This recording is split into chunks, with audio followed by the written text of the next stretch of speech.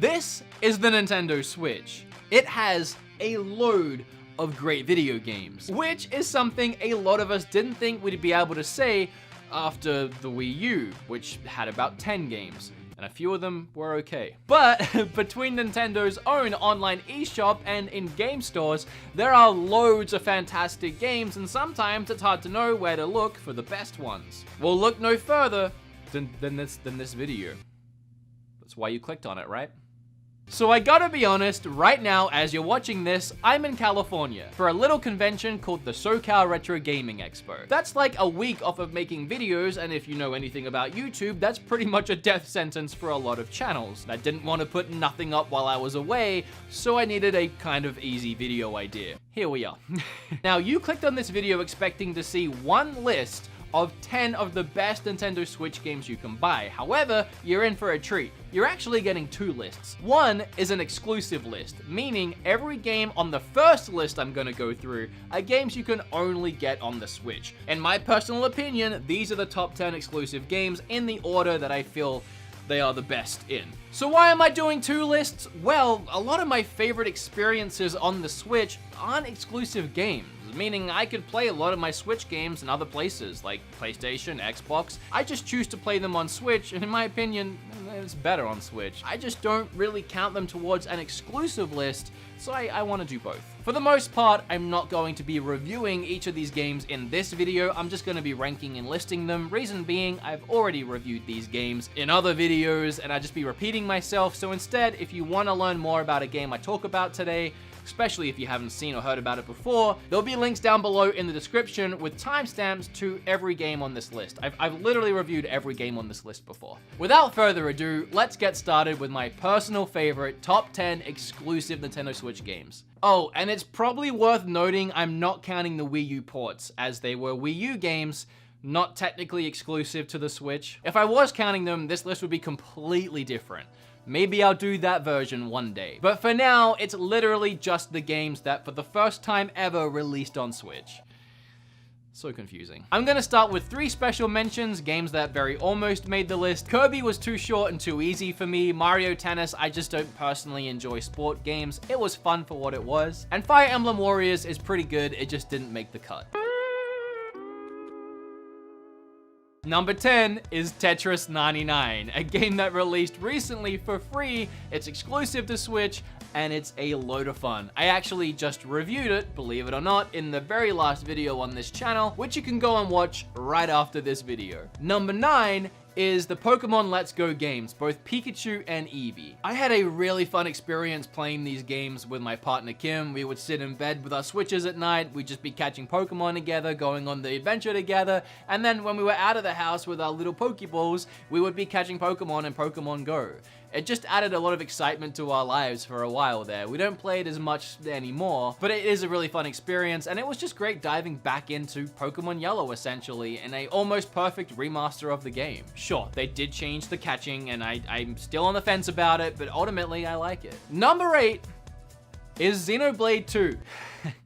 Number 8 is Xenoblade 2. And I already, this is gonna be so hard to explain. I don't know how many times I've tried to elaborate this, and it just doesn't get through to some people. And if you have no idea what I'm talking about, I really don't want to bring up old problems, but when I reviewed Xenoblade 2 way back in the day, whenever that was, I personally didn't like it. There was a lot about it I wish they had done differently, and it just wasn't an enjoyable experience for me, but I saw its value. I saw what was good about it. Critically looking at it, I could see what was fun about it and what people could enjoy with it, and why people enjoyed the game. And I said that in that first video. I said it's just not a game for me. I really wish they had done these things differently, and it would have been a game for me. But again, that doesn't make it a bad game, and I've always said this, I think it's a good game. It's just not a game for me. It's an absolutely gorgeous game, which I had a load of fun exploring the worlds and the towns and meeting some of the characters that weren't annoying as all heck, but we won't get into that again.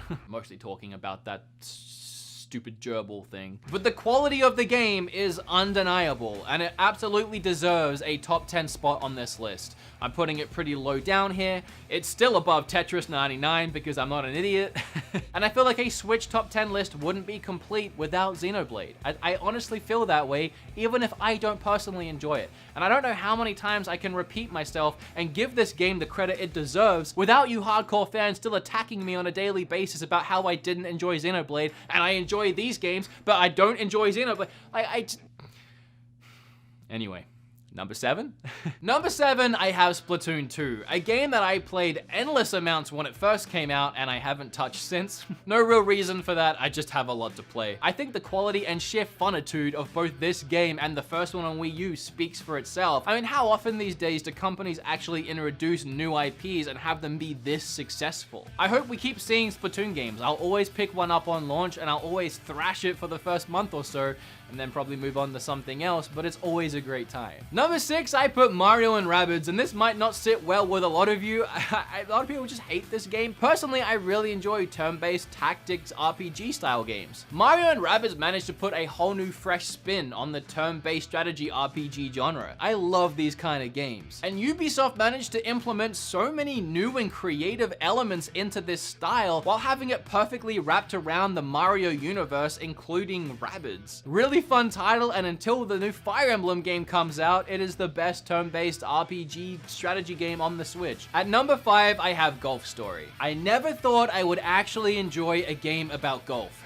But here it is. One of the first eShop games I actually reviewed on the channel, and again, I'll leave links down below. Number 4 is Octopath Traveler, a shining example of when a third-party developer makes a game for a Nintendo system, if it's actually good, it'll sell incredibly well. I'm pretty sure this game exceeded everyone's expectations. It definitely exceeded mine and instantly solidified itself as one of my favorite RPGs of all time. I have an entire video on this game, and if you want to watch it, you know where to go. Okay, the top 3. You guys already know what they are. You're probably just waiting to hear what order they're in. And the third one is Smash Brothers. For me, I will always love an adventure game over a fighter game. I can't help that.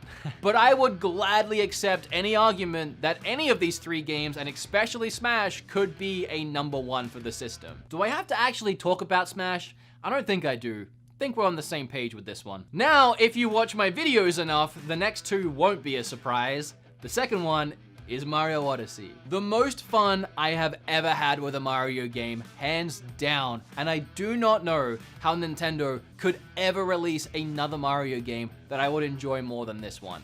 I've never been huge on Mario, okay? I love me some Mario. Grew up with Mario 1 and 3 on I had 2, just never really loved it. Never super loved Mario 64. I really enjoyed Sunshine. Galaxy's obviously great. But again, nothing was like Zelda level of fun for me in Mario games until Odyssey came around and became my favorite Mario game and one of my favorite games ever. Which of course makes number 1 Captain Toad.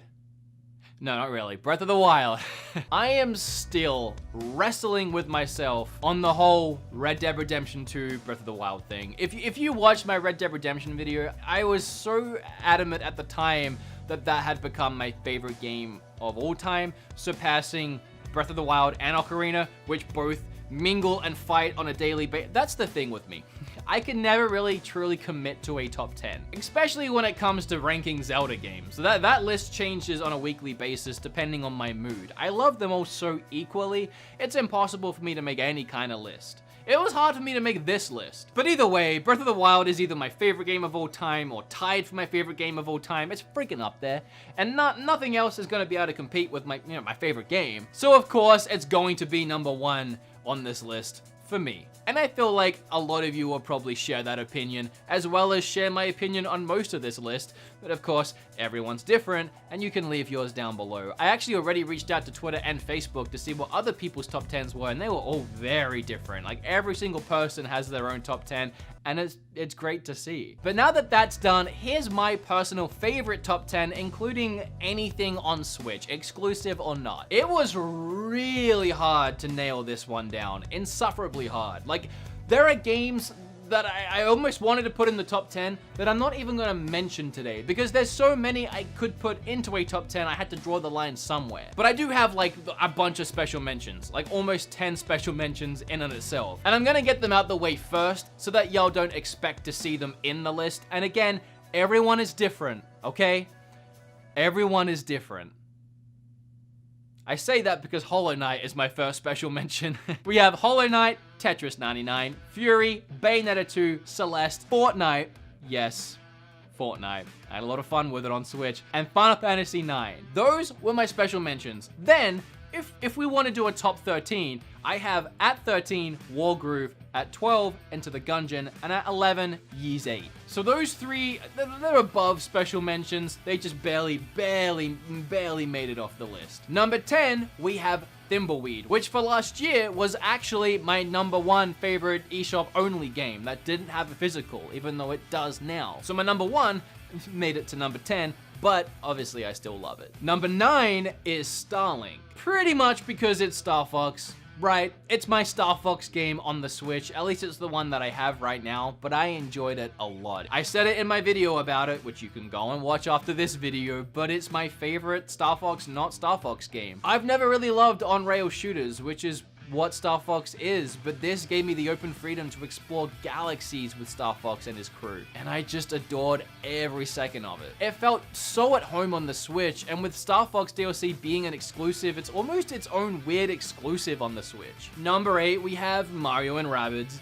Number 7, we have Octopath. Number 6, we have Dragon Quest Builders. This was the first game that I truly got addicted to on the Switch and just could not put it down for weeks, and ended up making that first video I ever made about addictive Switch games, which led into a weird series of games I found addictive on Switch. Number 5 and number 4 I wrestled with the order with for a long time, but ultimately number 5 ended up being Dead Cells. Pretty sure I also made an addicting video about Dead Cells because it is. This was one that I not only played for a couple weeks straight after getting it and didn't touch any other game, but it was one that when I started playing other games, I would always come back to Dead Cells and just keep making progress in it in between everything else. And usually I'm the kind of guy that when I'm done with the game or when I move on, I just kind of move on. But Dead Cells was one that I couldn't let go, and I still play from time to time. And number 4 is pretty much the exact same story, Moonlighter. I could not put this game down when I first got it. And even now, like a couple nights ago, I pick it back up and I make more progress. I haven't finished it yet. I don't know if I suck at it or what. My Switch says that I've put 20 hours into this game and I'm still going. I feel like I'm getting really close to beating the final boss. I'm in the last dungeon. There's just so much of going into the dungeon, slugging it out, bringing your items back, selling them in your shop, making yourself a little better. Like, it's a grind. It takes time. It's one of the most grindy games I've played, but the grind is fun. Like, they managed to make that grind enjoyable. And while I can only grind for like 3 or 4 hour bursts, which is pretty long bursts, which I'm very much engaged with the entire time, it has me constantly coming back and making myself a little better, and then beating the next boss, and then being a little better again, and rinse and repeating. But this is one that I just can't wait to finish eventually. I have so much to play.